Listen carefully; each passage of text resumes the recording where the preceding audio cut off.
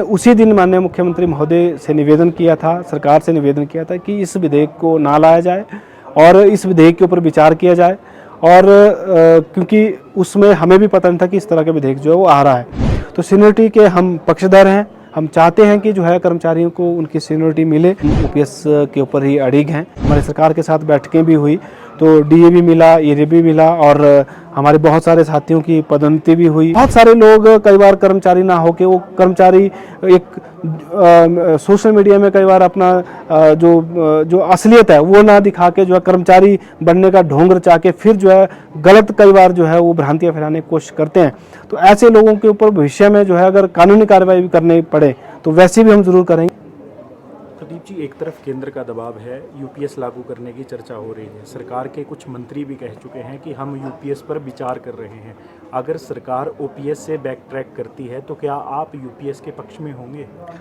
देखिए, पहली बात तो मैं ये कह सकता हूँ कि ना सरकार यूपीएस की तरफ जाएगी और ना हम जो है यूपीएस को होने देंगे। और पूरे देश में यूपीएस का विरोध है, हिमाचल प्रदेश में भी यूपीएस का विरोध है। और हिमाचल प्रदेश में जिस तरह से हमने ओपीएस बहाली के लिए संघर्ष किया है और हम ओपीएस के ऊपर ही अड़िग हैं। और इसमें माननीय मुख्यमंत्री महोदय से भी हमने जो है मुलाकात की थी। उनकी ओर से भी मानना है कि अगर हमारी गारंटी ओपीएस है और हमने सामूहिक रूप से निर्णय लेके प्रदेश सरकार ने ओपीएस बहाल की है तो हम इससे पीछे नहीं हटेंगे। हमने आपके चैनल के माध्यम से ही सुना था कि उप मुख्यमंत्री महोदय ने भी जो है इस विषय में अपना वक्तव्य दिया। उन्होंने बिल्कुल कहा कि हम बिल्कुल भी जो है ओपीएस से पीछे हटने वाले नहीं हैं। उसी तरह श्री जगत सिंह नेगी जी जो हमारे माननीय कैबिनेट मंत्री हैं, उनकी तरफ से भी इस तरह का ही वक्तव्य आया है। तो मुझे नहीं लगता कि सरकार की ओर से जो है इस तरह का कोई निर्णय लेने के बारे में विचार किया जा रहा है। हाँ, ये ज़रूर है कि यूपीएस पे केंद्र सरकार जो है लगातार दबाव बना रही है। हम प्रधानमंत्री महोदय जी से और पूरी केंद्र सरकार से ये निवेदन करना चाहते हैं कि इस विषय में प्रदेश सरकार को बिल्कुल दबाव ना बनाया जाए, क्योंकि यूपीएस का तो पूरे देश में विरोध हो रहा है। और यूपीएस बिल्कुल जो है सरकार का ये जो कर्मचारी विरोधी जो है निर्णय है और यूपीएस से कर्मचारियों को बहुत ज़्यादा नुकसान होगा, देश को नुकसान होगा, प्रदेश को नुकसान होगा और आम जनता को जो है यूपीएस से नुकसान होगा। प्रदीप जी, कर्मचारियों की बहुत सारी डिमांड्स पिछले 2 वर्षों से पेंडिंग चली हुई हैं। सबसे बड़ा जो मसला है वो डीए का है, एरियर का है। और जिस तरह से प्रदेश की तिजोरी को लेकर सवाल उठ रहे हैं, 9,999 रुपये से ऊपर जीपीएफपी सरकार नहीं निकाल रही है। कर्मचारी नेता आप पर सवाल उठाकर ये कह रहे हैं, जो अन्य दल हैं आपकी ही एसोसिएशंस के बने हुए, और कुछ कर्मचारी ये भी कहते हैं कि ओपीएस तो हमें मिली, परंतु ओपीएस की एवज में जो कर्मचारियों को कुर्बानियाँ देनी पड़ रही हैं उसको शायद कोई भूल नहीं रहा है। सब लोगों को ऐसा लगता है कि सिर्फ ओपीएस मिल गई, हालांकि उस ओपीएस के चक्कर में ना डीए मिल रहा है, ना एरियर मिल रहा है। यहाँ तक कि सरकार ने जो पिछले दिनों विधानसभा के शीतकालीन सत्र के दौरान एक कर्मचारी संशोधन अधिनियम लगाया था जिसमें विधेयक और शर्तें भी थी, उसको लेकर भी कर्मचारी कह रहे हैं कि ओपीएस के चक्कर में कर्मचारियों को बड़ी कुर्बानियां देनी पड़ रही हैं। कैसे जस्टिफाई करें? देखिए, सबसे पहले तो खास करके जो जीपीएफ और ओपीएस के बारे में कई बार गलत भ्रांतियाँ फैलाई जा रही है, क्योंकि हमारा मुख्य मुद्दा ओपीएस रहा है तो मैं इस पर ज़्यादा बोलना चाहूँगा। जीपीएफ के बारे में लगातार भ्रांतियाँ फैलाई जा रही है कि 9,999 के से ज़्यादा जो है जीपीएफ नहीं निकाल सकते। मैं अपना ट्रांजैक्शन उन लोगों को दिखा सकता हूं कि पिछले महीने मैंने खुद व्यक्तिगत रूप से 1 लाख रुपए जो है जीपीएफ निकाला है। हमारे बहुत सारे पदाधिकारियों ने, हमारे बहुत सारे साथियों ने जीपीएफ निकाला है। तो ये बिल्कुल गलत बात है, इस तरह की कोई बात जो है वो नहीं है, इसमें 1% भी सच्चाई नहीं है। और जहाँ तक रही कर्मचारियों के अन्य मुद्दों की बात, हम लगातार सरकार के समक्ष उठा रहे हैं। पहले भी इस तरह की परिस्थितियाँ जब आई थी तो बहुत सारी प्रमोशंस नहीं हो रही थी, बड़ी जब डीए की भी दिक्कत आ रही, तो जब सरकार के समक्ष हमने इन मुद्दों को उठाया, हमारे सरकार के साथ बैठकें भी हुई, तो डीए भी मिला, एरियर भी मिला और हमारे बहुत सारे साथियों की पदोन्नति भी हुई और सारे मुद्दे भी जो है वो जो हमने रखे थे उनमें कुछ मुद्दों का समाधान भी हुआ। हाँ, ये ज़रूर है कि समय के साथ साथ जो है और मांगें हमारी हमेशा बढ़ती हैं। उन सब मांगों के ऊपर हम लगातार कोशिश कर रहे हैं कि उन सबको माना जाए। और जहाँ तक बात रही डीए और एरियर की, तो हम चाहते हैं माननीय मुख्यमंत्री महोदय, ये जो आने वाला बजट सत्र है, इस बजट सत्र में जो है वो इस डीए और एरियर का जो कर्मचारियों की सबसे बड़ी मैं कह सकता हूँ कि इसमें मांग है, इसका समाधान करें और कर्मचारियों को उनका डीए और एरियर जो है वो मिले। जो सरकार ने कर्मचारी संशोधन अधिनियम लाया था, विधेयक और शर्तों वाला, उसमें एक सबसे बड़ा मसला सीनियरिटी का है। इन दिनों बहुत ज़्यादा जो कर्मचारियों में चर्चा हो रही है वो सीनियरिटी को लेकर हो रही है कि वर्ष 2012 में जो क्लर्क लगा था वो भी बराबर होगा, जो वर्ष 2022 में लगेगा वो भी बराबर होगा। कुछ लोगों को कोर्ट में भी लड़ाई लड़नी पड़ रही है। इस विषय पर आपका कैसा है? देखिए, जिस दिन ये विधेयक लाया गया, सौभाग्य से मैं जो हूँ धर्मशाला में, जब ये सत्र चला था मैं धर्मशाला में ही था, और हमने उसी दिन माननीय मुख्यमंत्री महोदय से निवेदन किया था, सरकार से निवेदन किया था कि इस विधेयक को ना लाया जाए और इस विधेयक के ऊपर विचार किया जाए। और क्योंकि उसमें हमें भी पता नहीं था कि इस तरह का विधेयक जो है वो आ रहा है। लेकिन दूसरे दिन फिर हमने एक अपना मांग पत्र तैयार करके जो इससे जो कर्मचारियों को नुकसान होना है वो जो है सरकार के समक्ष रखा था।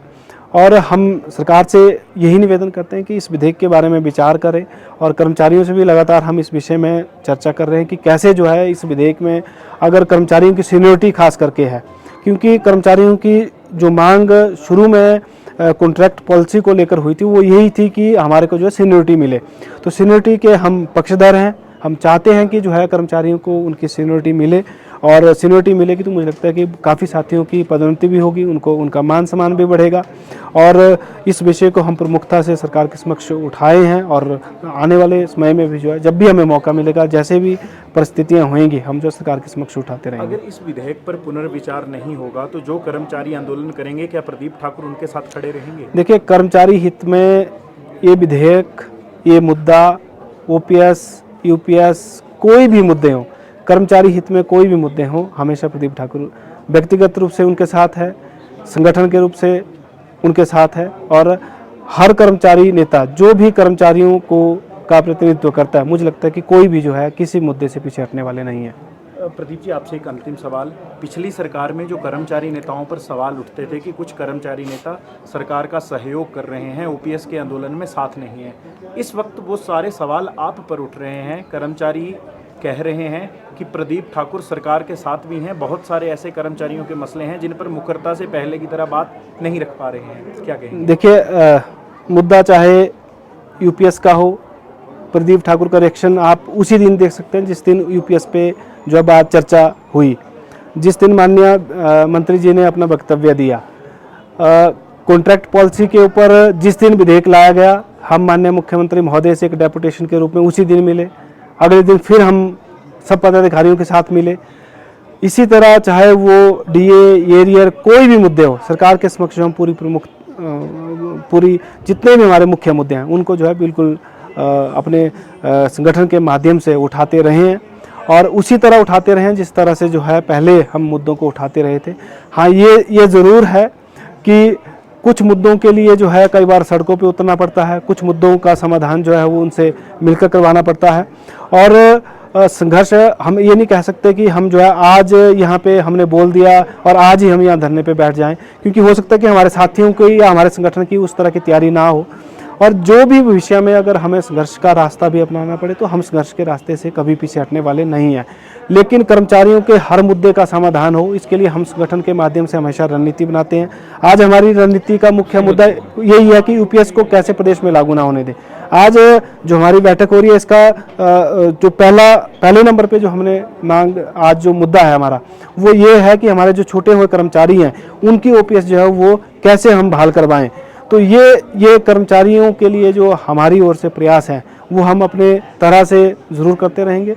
लेकिन लोगों की जो भावनाएं हैं, उनकी अपनी भावनाएं हो सकती हैं। हाँ, कुछ लोग दुष्प्रचार करने का ज़रूर प्रयास करते हैं, और बहुत सारे लोग कई बार कर्मचारी ना होके, वो कर्मचारी एक सोशल मीडिया में कई बार अपना जो असलियत है वो ना दिखा के जो है कर्मचारी बनने का ढोंग रचा के फिर जो है गलत कई बार जो है वो भ्रांतियां फैलाने की कोशिश करते हैं।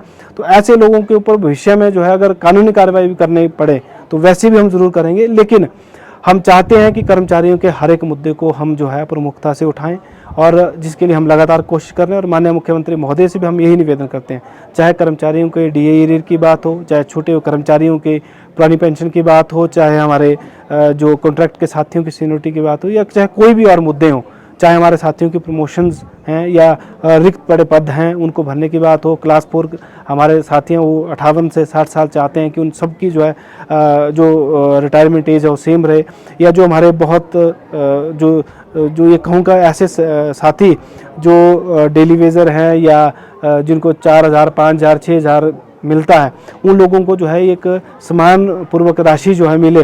तो इन सब मुद्दों के ऊपर या कोई भी मुद्दे और भविष्य में आएंगे, उन सब मुद्दों के ऊपर हम लगातार जो हैं कर्मचारियों के साथ हैं। कर्मचारी क्योंकि विश्वास करते हैं प्रदीप ठाकुर के ऊपर, कर्मचारी विश्वास करते हैं एनपीएससी के ऊपर, कर्मचारी विश्वास करते हैं जो है जो हमारा संगठन है उसके ऊपर। तो हम भी कर्मचारियों के विश्वास के ऊपर खरा उतरने के लिए जो हमेशा प्रयासरत है और ये प्रयास हमारे लगातार जारी रहेंगे। लगभग 2 दशकों के बाद ऐसा हुआ है कि कर्मचारी नेताओं के खिलाफ प्रिविलेज आ रहे हैं, क्या आप इसके पक्षधर हैं?